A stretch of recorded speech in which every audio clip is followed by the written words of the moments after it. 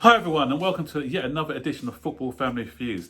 Today there's too many rumours to mention. It's just gone through the roof with all the speculation and I've got so much to talk about, so I'm just going to do quick snippet bites on all the stories today because there's loads of stories.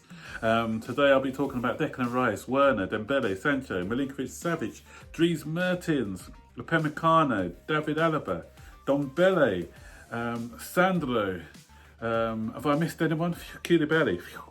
Oh, and maybe some more that I may have missed out. But before I get into all these stories, guys, remember to smash that like button, turn on all notifications so that you won't miss another video from me. So, into the first story, guys. We heard earlier today that Chelsea were interested in Declan Rice and we were willing to pay 70 million for him. I've mentioned this story a few weeks ago in one of my other videos, but it's resurfaced again. And lots of mixed reviews from Chelsea, mainly negative. They don't want him because they say that we're stacked in the midfield department. I agree. We should be prioritising in other areas.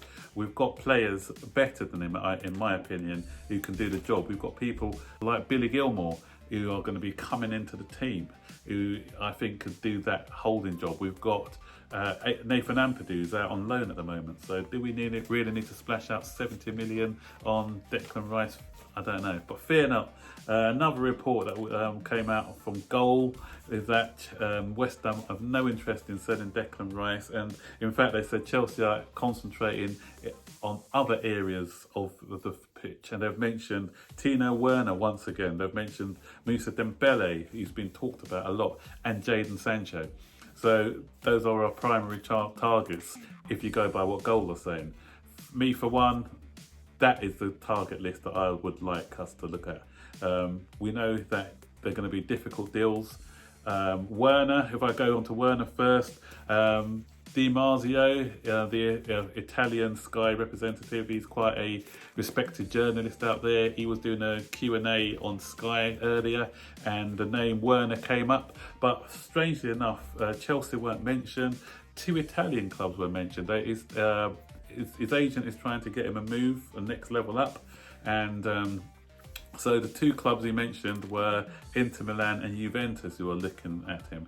He touched on the Liverpool thing and he said that Liverpool have an interest, but maybe they won't take it up because they've already got three players of it. We know the three, they're dynamic three up front, and they don't want to buy somebody who's going to spend most of his time sitting on the bench, spend like 55, 60 million for someone who's going to be primarily a bench warmer.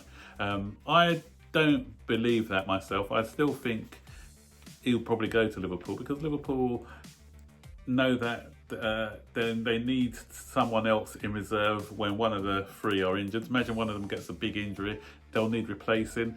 So I can see him coming into Liverpool. He'll get a fair amount of games because Klopp does like to rotate his squad, mainly during the middle of the season. So if they sell that idea to him that he won't just be a bench warmer, he'll be playing an active part in the squad, then he'll go because he wants to go to Liverpool. So I think his destination is Liverpool. Dembele, as I said, we spoke about a while ago, possibility. And Sancho, I don't want to exhaust that one because it's on nearly every one of my videos, so you know my opinions on the Sancho situation already. Dries Mertens, he's another one who's been talked about. So I don't know who's been hacking Frank Lampard's phone or Dries Mertens' phone, because one report says that Frank Lampard has been on the phone every day to Dries Mertens asking him to join Chelsea, and it's kind of backed up by Di Marzio. Di Marzio has said that Frank Lampard is very interested in getting Dries Mertens. It'll be a free transfer. So probably a no-brainer if we get him for 2 years on a free transfer, because he's quite versatile as well, so he can play either wing or out front on his own, and he can add a bit of experience to the squad, so that's something to look at. Next story, moving on quickly, David Alaba. David Alaba's come up again. He was mentioned in January as a possible transfer and that died off. But David Alaba has resurfaced, and it's a story by Gillen Ballyhoo. he's more of a Spanish expert. So a Spanish expert telling us about a German defender who wants to go to an English Premier League club. You can take that one with a little pinch of salt, and he's not the most reliable when it comes to transfers. But what he's saying, it's quite vague actually. They're saying that if Bayern wants to sell and if no other club come in for him, then Chelsea would be interested in him. So that's just, covering all bases really and just stating the obvious. So obviously anyone would want to go in for David Alaba, who's still quite a world-class player. And what they're saying that Frank Lampard likes is versatility. Again, common theme. Frank Lampard likes versatile players. He can play as a left back, he can play as a centre back, he can play in the midfield as well, and he can add vital experience into the team. And the reason why they say that he may be available is because of Upamecano, someone who I like really well, very well. He's probably on his way to Bayern Munich. But a lot of them who play in the German league like to step up to go to Bayern Munich. I mentioned that yesterday. Not only German players, but other players who play in the German league. If Bayern Munich want them, then they would like to go to play for them. And so a report today said that a move for Upamecano to Bayern is very close. So if that happens, then Alaba may be available. But as I said, if he's available, then it's not only going to be us who are interested in him. So I'd love him here. He's a quality player. So we'll see on that one. But I have my doubts on whether we can pull that one off. Di Marzio, talking about left backs. Di Marzio was also asked about Chelsea's left back situation, and he went on to say that Chelsea have a very, very good left back already in Emerson Palmieri, so he rates him, and he says, and they've got another left back in Marcos Alonso, so he didn't call him very, very good, so I'm not sure if he rates him as well. But he was saying that Juventus are very keen on Palmieri, and a swap deal may be mooted between him and Alexandro. Alexandro was someone who we were after a couple of seasons ago, 29 now, but still another quality left back who I won't mind at the club. 29, 3 years, gives experience to the back line, still on top of his game as a left back. So I won't mind that one, but I can't see that one happening either. You never know. Right, moving on to the next story. I'll see if I've covered everyone. Have I ticked him off? I've ticked off Declan Rice. Yeah, I've ticked off Werner. I've ticked off Ndombele. I've ticked off Sancho. Oh, here's another one. Milinkovic-Savic. He's another one who has been mentioned. And Milinkovic-Savic is a name who keeps popping up time and time again as someone who's on Chelsea's wish list. But they said he's also on Tottenham and was it Manchester United, I think, was the other teams mentioned.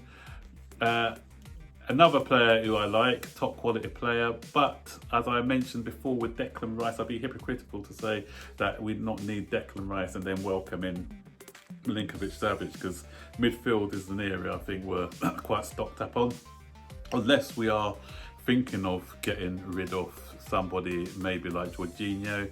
Jorginho came out the other day and said he would like to stay, but maybe he's just saying the right things, and maybe if Juventus did come in for him, that he may go back. And if he does go back, we'll need an experienced replacement in the team.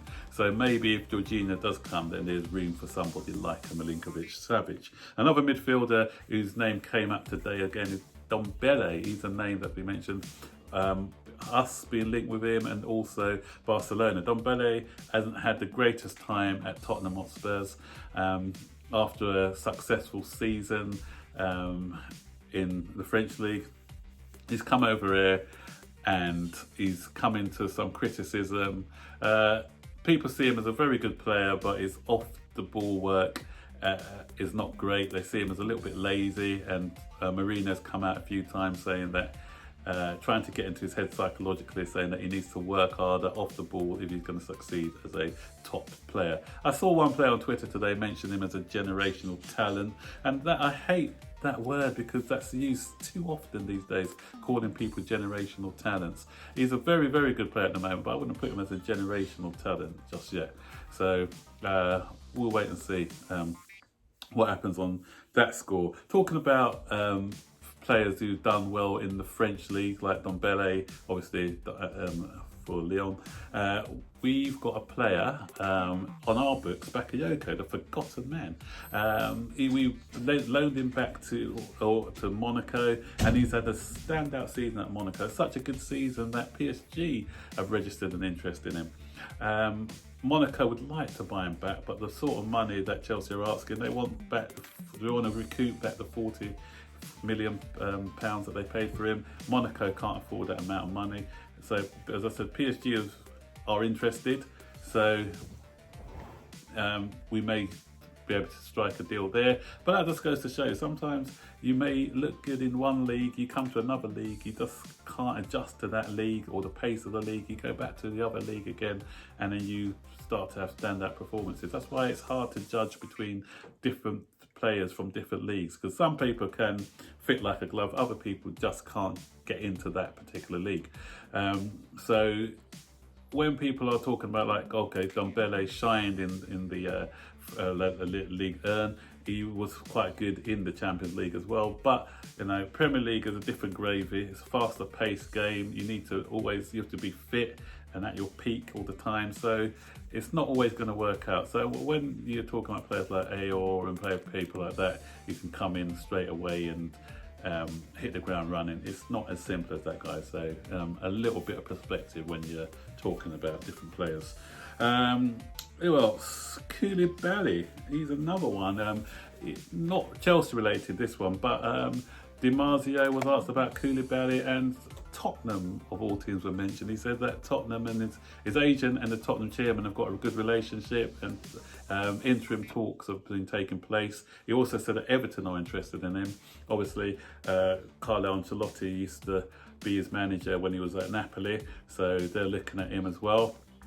But I'd like to see something like a Willian situation where Tottenham take him over, do his medical, and Chelsea snoop in and buy him.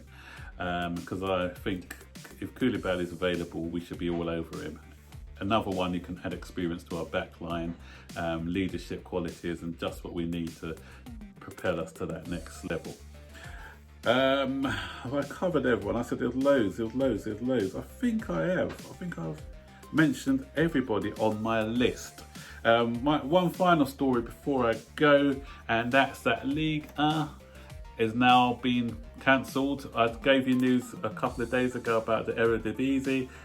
That's been cancelled because of the Dutch government said it's too dangerous for football. Ligue 1 has followed suit now, so there's no more French football. Don't know who's going to follow suit next. Premier League are itching to get matches back playing again, and that's probably because they'll lose too much money. They'll have to give money back to Sky and BT Sport. There's muted talks of playing behind closed doors. Twickenham is the ground that was mentioned today. Wembley, St George's Park, and some other grounds. But UEFA came out today and said that football shouldn't resume unless it's safe for everybody, because they have to protect the safety of their players. And they said even if they have to wait until September for football to resume and make sure everyone's safe, that's the guidelines that people should be taking.